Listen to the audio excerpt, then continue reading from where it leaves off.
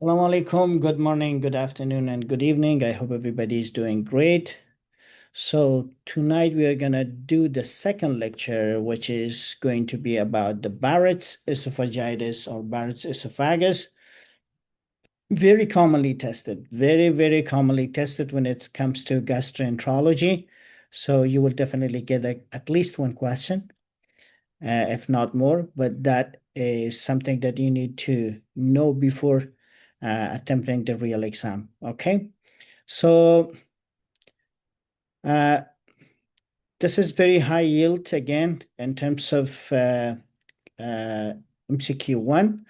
The thing that makes it very commonly tested or high yield topic is because um, mostly it is going to be as a complication of long-term GERD, which is common, very common in uh, all the population, but usually it is very common in white ethnicity.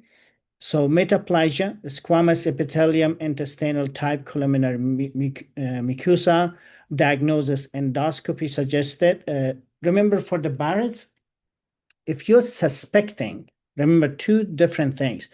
If you're suspecting Barrett's, you will go with endoscopy. But remember, endoscopy is not confirmatory. With endoscopy, you will find out if it is Barrett's, and then you will go ahead and do the biopsy. So suspect, endoscopy, confirm, biopsy, two different things. Remember that if they are giving you a scenario about someone that who is, let's say, for Barrett's, obviously it is going to be over 50. So let's say they're going to give you a male patient, 55 years of age, smoker, obese, white patient, and the patient is having, let's say, 20 years of GERD. So 20 years has to give you the signal that this patient might have already developed the Barrett's disease. So what to do? Obviously, we need to do endoscopy. Why? Because I'm suspecting that the Barrett's has already developed. So in this case, I'm doing endoscopy out of suspicious.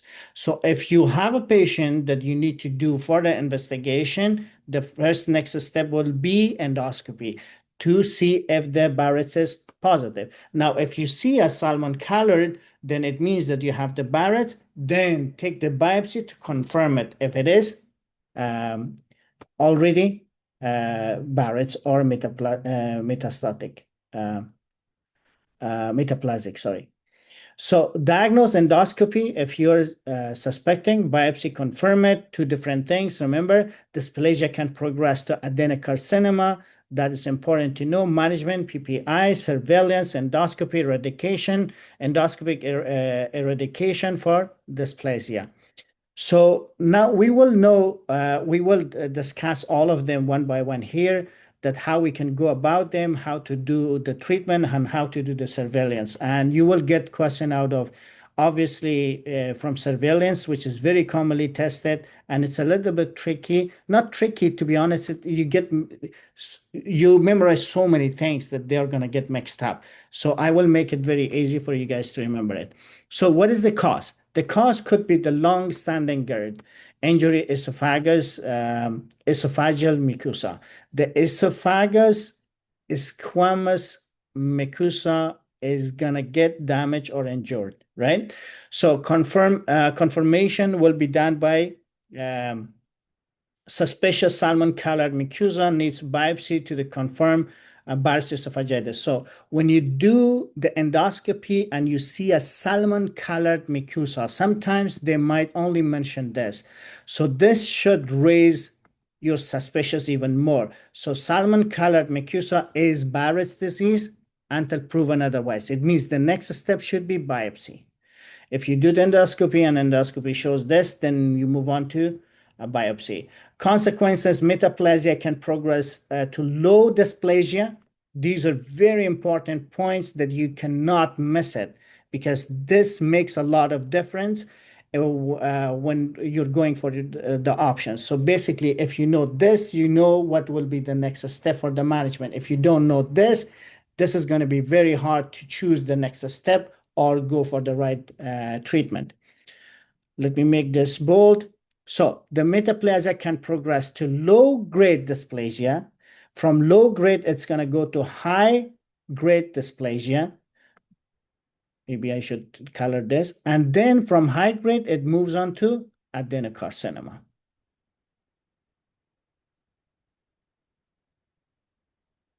Okay.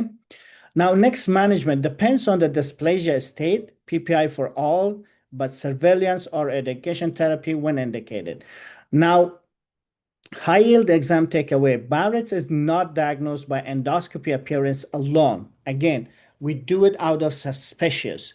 Once we see somebody that who is suffering from GERD for longer period of time, male patient, overweight, smoker, white ethnicity, now I have to do endoscopy to see if the Barrett's has happened. Now you see a salmon-colored mucosa. If it is salmon-colored, do the biopsy. Now the biopsy would tell you if it is dysplastic or no dysplasia.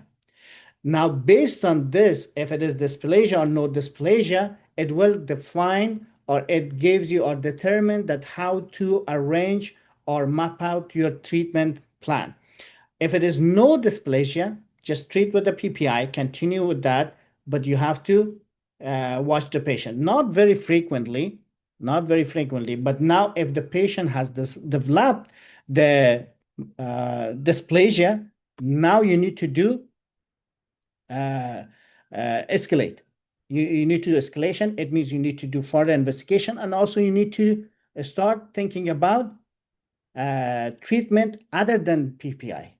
For example, you have to go ahead and do endoscopic ablation, or if it is high grade, eradication. The correct answer is usually the option that includes intestinal metaplasia on biopsy and links it to the adenocarcinoma risk. All right, so definition, epidemiology, and risk profile. The definition, Barrett's esophagus, very important to know the intestinal type of columnar metaplasia replacing the normal distal esophageal squamous mucosa. So it's going to be replaced with the intestinal columnar metaplasia. The diagnosis confirmed by biopsy showing a specialized intestinal metaplasia. Even though it is the esophagus, the metaplasia from the intestine, it is being replaced with a columnar metaplasia due to recurrent exposure to the acid, because it is reflexing from the lower to the upper part, right? Epidemiology often linked to appear GERD, linked to years of GERD before the diagnosis, more common in North American Western population, and diagnosed after age of 50, and male. Maybe I should add that.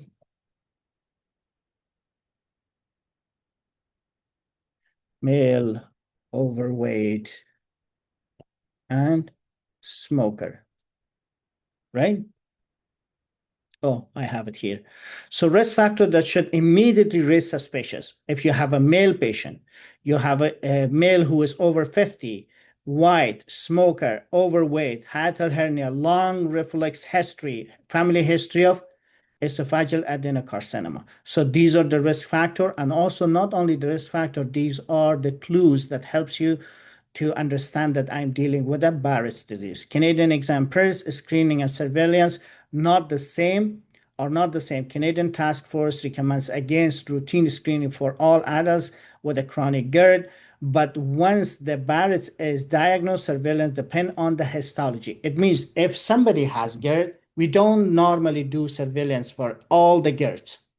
But if you have a patient with the Barrett's disease, that is different. Depending on what you find on the histological or biopsy, then you do the surveillance. Let's say if this the dysplasia, lower grade, higher grade, depending on that, you do the surveillance. Most testable STEAM, older man, obesity, smoking, long-standing reflux, distal salmon-colored mucosa. This is very important. Please memorize it. That is characteristic for Barrett's disease.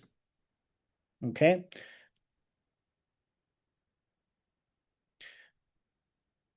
All right.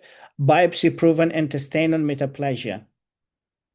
So chronic GERD Repeat acid reflux injures the distal squamous mucosa. A repetitive reflux. It injures the distal squamous mucosa. Intestinal type columnar epithelium replaces the squamous lining. This is called metaplasia. Dysplasia, low grade, then high grade neoplastic changes may appear. An adenocarcinoma,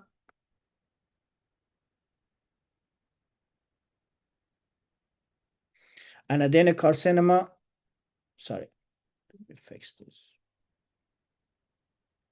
An adenocarcinoma happens after this dysplasia, right? Invasive malignancy risk rise sharply once high-grade dysplasia develops. So step by step, it starts with a chronic exposure of lower part of esophagus to the acid, which replaces the distal squamous mucosa with a columnar epithelium of intestine, and then dysplasia happen. Low grade, from low grade, high grade, from high grade goes to adenocarcinoma. Now, what endoscopy shows and what it cannot do alone. Distal esophagus may look erythematosus or salmon colored. So visible abnormal mucosa raises suspicion but does not prove Barrett's. Biopsy is required to demonstrate intestinal metaplasia and grade dysplasia. Cancer risk concept, non-dysplastic Barrett's has a low annual malignancy. We will go and discuss in details. But the risk becomes clinically important because progression is stepwise and surveillance can detect dysplasia before invasive cancer develop. High-grade dysplasia is a pivotal threshold that shift management toward eradication therapy. What Canadian Task Force says, do not routinely screen all adults with a chronic GERD for esophageal adenocarcinoma or precursor lesions such as Barrett's esophagus. This recommendation does not apply to the patient with alarming symptoms. If you have someone with alarming symptoms, what are the alarming symptoms? Vomiting, bleeding, hematemesis, and weight loss. So if you have a structure, so if you have these, then you need to do the endoscopy. So you don't have to worry about this rule. It does not apply once the Barrett's esophagus is already diagnosed. For the exam, note that the Canadian places strong emphasis on avoiding low yield routine screening. So it means if there is no need for a screening and you do that, it means that is going to cost you a lot of mark. So don't do it, especially if you're doing the NAC-OSCE. This is something that they expect you to know, that if it is not required to do a screening, do not do it. If it is required, then you have to, and you're supposed to do it, and you have to verbalize it. This is what they want you to know. So alarm symptoms that should trigger urgent endoscopy evaluation. What are that? Dysphagia, odonophagia, weight loss, GI bleeding, iron deficiency anemia, and vomiting or hematemesis. So what specialist pathways may still consider? Some Canadian pathways allow shared decision-making for the targeted one-time endoscopy in selected high-risk patient with a chronic GERD. So this is something that you have to know. For the Barrett's, these are not important, so this is very important. Typical higher risk profile. If GERDs for 5 or more than 5 years or frequent weekly. So if you have anyone, especially male, especially over 50, especially white, especially smoker, especially overweight, especially someone with a first degree esophageal adenocarcinoma, if he has more than 5 years of GERD, he is candidate for the Barrett's disease. 5 years or more than 5 years. Okay? So for anyone above 5 years and he meets all these characteristics, do the endoscopy, because that PPI that we are using, that is camouflaging the Barrett's. So it means it is controlling, because one of the treatment for the Barrett's is PPI. So even if you develop PPI, you wouldn't even be able to tell that I have Barrett's, because the treatment for the Barrett's is PPI. Unless you actually go and see. If you see a salmon-colored mucosa, then you have to do the biopsy. Once you do the biopsy, then you know whether it is low-grade dysplasia or high-grade dysplasia. Why? Because if it is low-grade, I know what to do. If it is high-grade, what should I do? And for the low-grade, if I'm doing the treatment, conservative treatment, how often should I do that? Surveillance, which in low grade, we usually do it every 3 to 5 years, but most resources or recent resources says it is better to do endoscopy every 3 years for the low grade. But if it is high grade, then in that case, you can do it as often as 3 months. But usually, if it is non-dysplastic, sorry, if it is non-dysplastic, you do it every 3 years. If it is dysplastic, then you do it every 6 months for 1 year, and then you do it annually. If it is high grade, then you do it every 3 months. Every 3 months surveillance. So this is how you can map out your follow-up or surveillance or treatment plan based on the finding that you have in the endoscopy. So MCQ1 message, know the controversy, then separate the screening from the surveillance. Clinical suspicious, chronic GERD, risk factor, alarming symptoms, which we did discuss it. Distal salmon color. Please remember this, salmon color. This is very characteristic finding for Barrett's.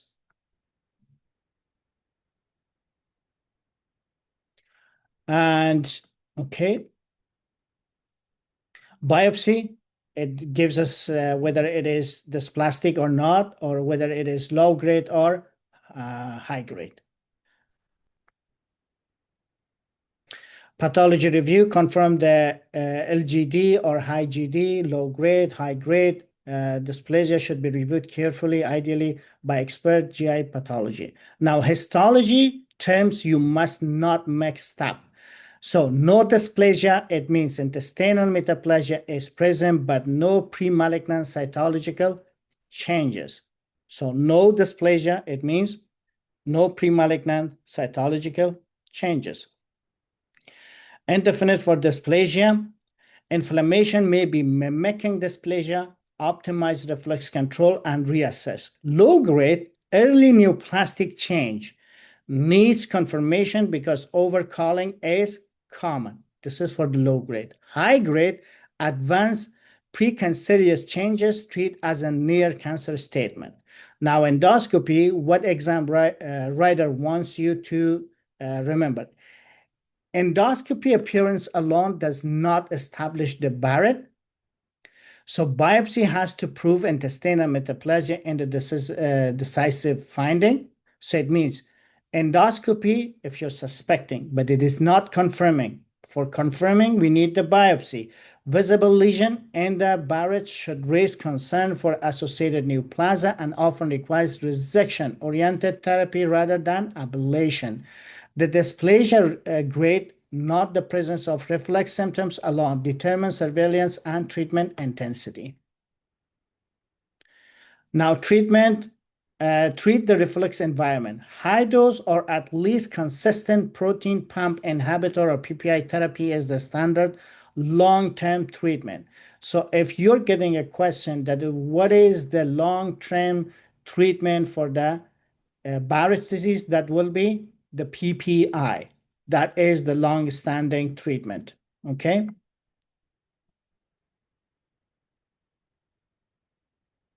Sorry, I have to do some editing as we go.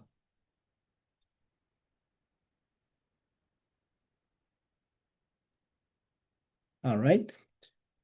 So high dose or at least consistent PPI therapy is a standard long-term treatment. Lifestyle and risk reduction. So we know what to do. Weight loss, smoke cessation, whatever is modifiable. So we can modify someone's weight. We can ask him to lose weight. Modify the smoking. We can ask him to quit smoking. The dietary changes or modification, if the patient is taking too much caffeine or spicy food and so on and so forth, right? Head of the bed elevation and meal timing strategy when relevant. Anti-reflux surgery is considered selective. It is not for everybody, depending on the severity and also grading. It is not first line cancer prevention on its own. All Barrett's patient needs reflex control. What is the reflex control? PPI. Not all Barrett's patient needs eradication therapy. Who needs it? If it is advanced, it is high grade, then eradication happens. Not all Barrett's.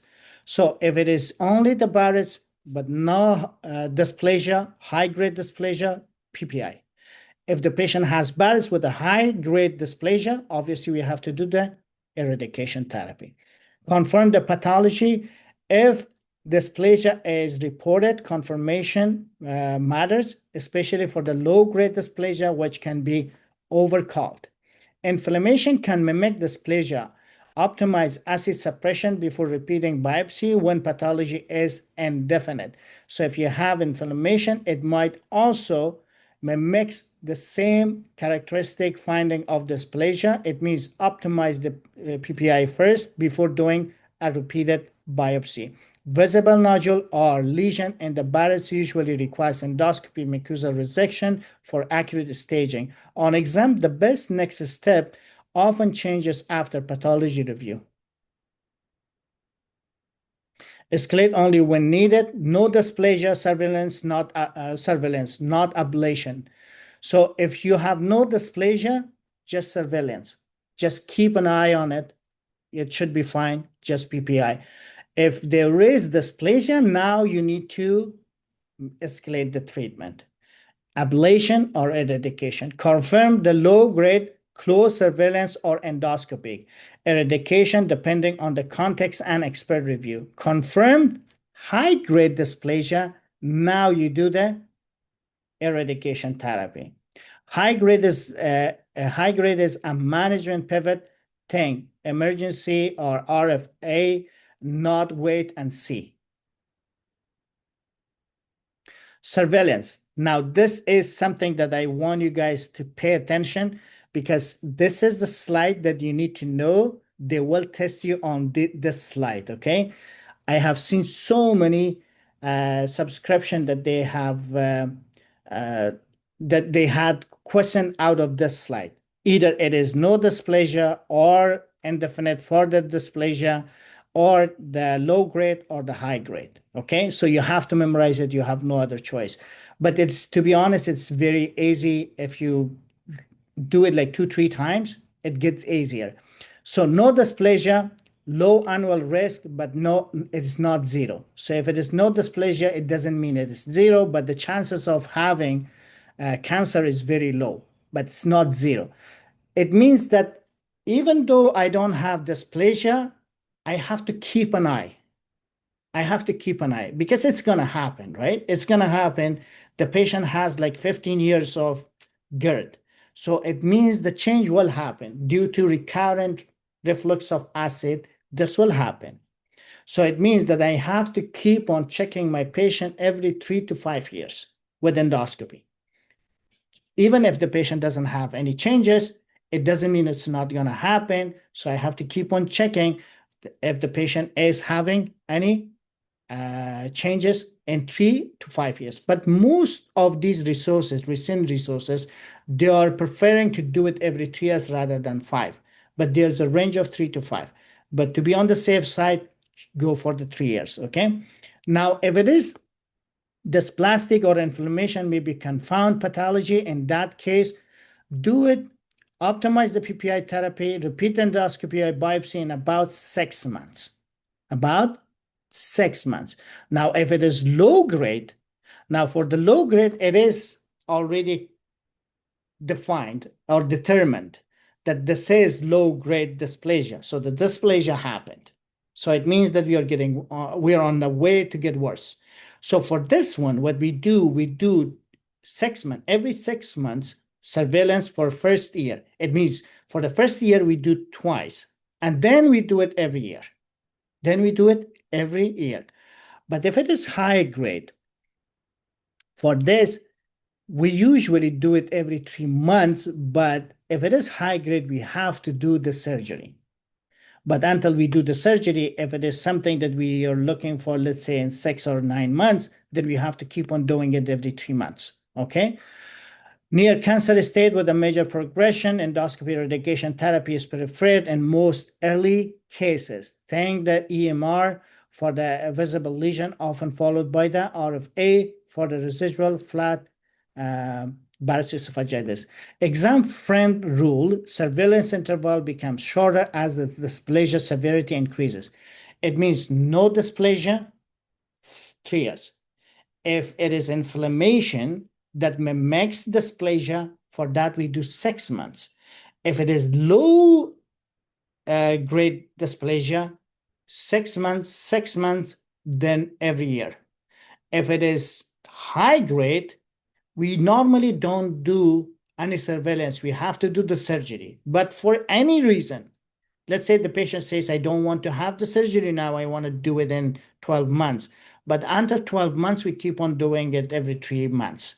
But usually, if you have the high grade, you have to do the surgery. Dysplasia management and endoscopy treatment. So low grade, I think we did discuss this, so I'm not gonna waste your time. High grade, again, same thing. If it is high grade, we have to do the surgery. Where surgery still fits and esophagectomy is no longer the routine answer for the dysplastic Barrett's. They used to do it back in the days, but it's not any option anymore. It may still be considered a selected advanced multifocal or non-endoscopically manageable disease. For the exam, choose endoscopy therapy first when the disease is early and endoscopy is treatable. Do not automatically pick surgery for the high grade if endoscopic eradication is an option. Okay. Steam clue that points toward the Barrett's. I think by now we should know everything, right? Long history of GERD, male patient over 50, smoker, hiatal hernias, overweight, white ethnicity, and also biopsy demonstrate intestinal metaplasia. Question asked about pre-malignant precursor of the esophagus. We did answer this. So classic exam answer, Barrett's esophagus is intestinal metaplasia caused by the chronic GERD and predisposed to adenocarcinoma. This is for someone who is doing consultation in NAC OSCE. Like if this is asked by the examiner as a post-encounter question. This is what you answer. So common traps and how to avoid them. Appearance alone. Wrong diagnosis still requires biopsy. So by appearance alone, we cannot call it, right? Squamous carcinoma. It is wrong. The key cancer link is the adenocarcinoma. So don't do this. These are the reason I put them in the red because they were picked by IMG and they were commonly picked by the IMG as a common mistake. Okay, so routine screening, it is wrong. Canadian routine screening recommendation is against screening for all chronic GERD adults. Surgery first, wrong. We don't do surgery. Endoscopy eradication is usually preferred for early dysplastic disease. GERD symptoms disappear. Do not be reassured. Reflux symptoms may lessen as complication evolves. So it means the GERD symptom disappear. It doesn't mean the patient is getting better because reflux symptoms may lessen as the complication is getting worse, like evolving. If it is the condition is getting worse, the patient may think, oh, now the GERD is getting better. So it means I'm feeling better. I'm on my way to become better. This is not how it is. It means the disease is progressing.